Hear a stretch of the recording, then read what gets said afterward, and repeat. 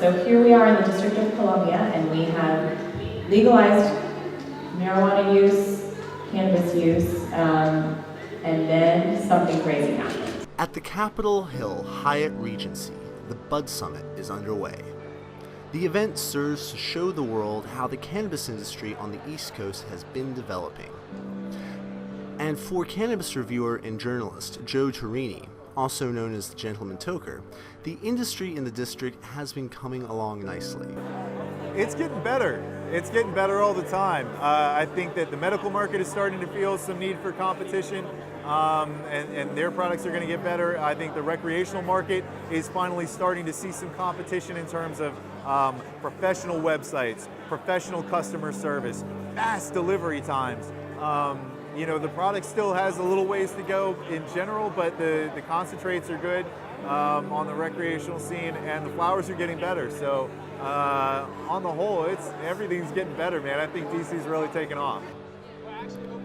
In the time since the passage of Initiative 71, many cannabis-based businesses have popped up.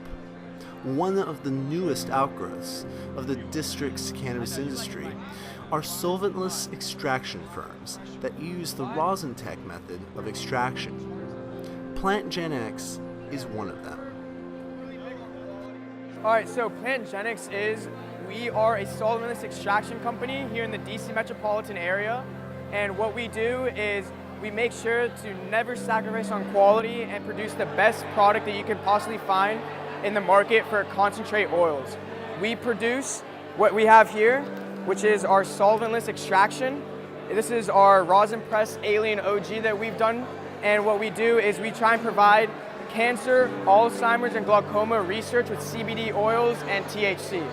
So pretty much we're providing the best possible concentrate that you can find here in the DC area for the best possible price as well. We're not sacrificing anything.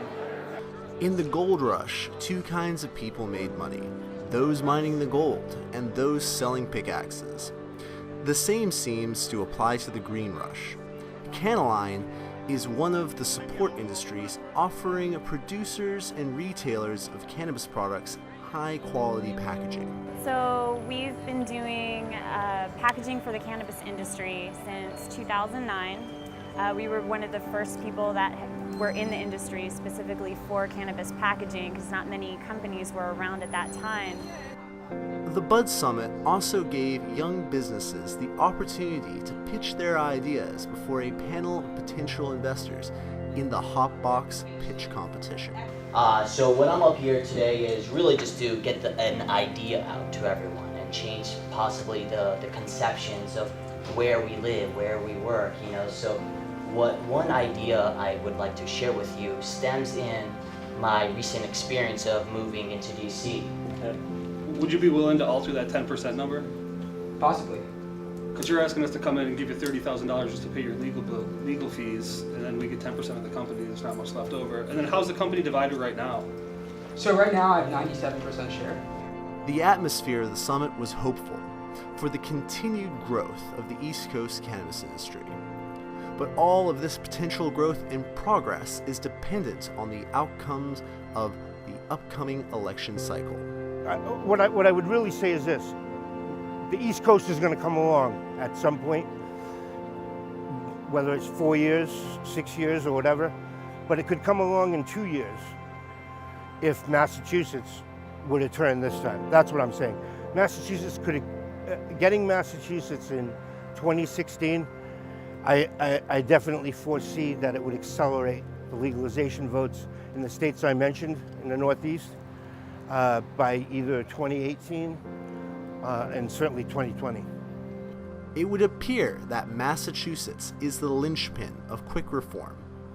Former Massachusetts mayor and prosecutor turned cannabis advocate William A. Flanagan told Marijuana Times that the majority of the state favors the idea of medical marijuana, but it is still up in the air about what is going to happen with the recreational marijuana vote.